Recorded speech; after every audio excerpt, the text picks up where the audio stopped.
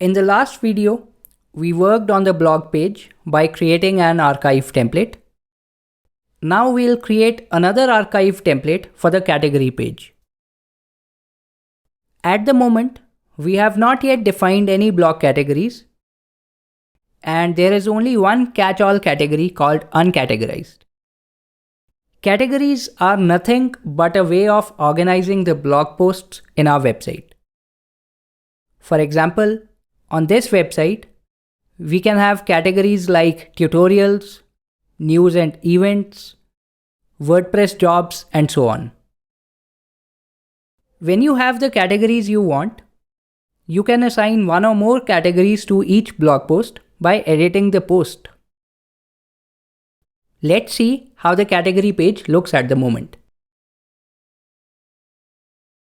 This page is picking up some styling from the CSS that we added in the last video, but it certainly doesn't look great.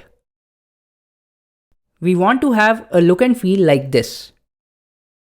It basically has the same layout as the blog post's archive page, but you can have anything you want. So let's create a new template for blog categories, and to save some time, let's copy stuff from the template that we created in the last video. I'll open blog posts archive in a new tab and add a new template of type archive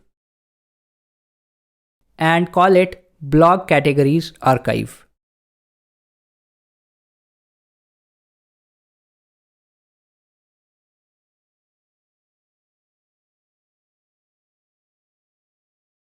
Let's copy the title bar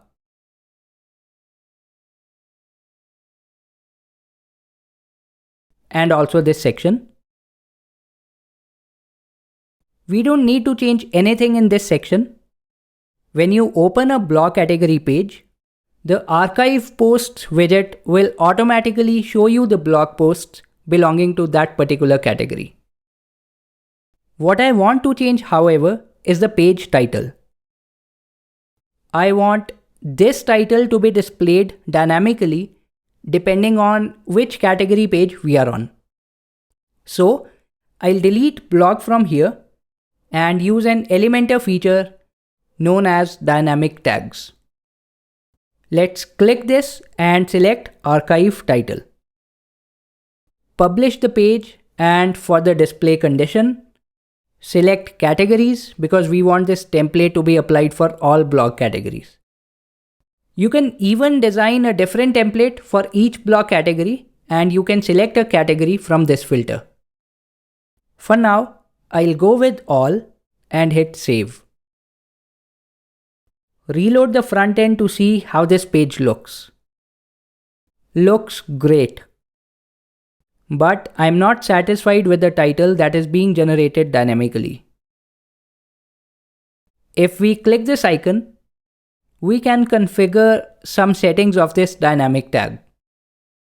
Let's turn off the include context option. If we reload the page now, the word category and colon are gone, and we are left with just the category's name. You can configure this to look the way you want. So let's say you want some text before the category's name and some text after it. This is how you do it. Hit update and reload the front end. There you go. Dynamic tags offer you a lot of flexibility, and you should use them on your website. With this, we have completed the blog categories archive template, and it looks perfect. Pagination is working fine and everything else looks good. That's it for this video.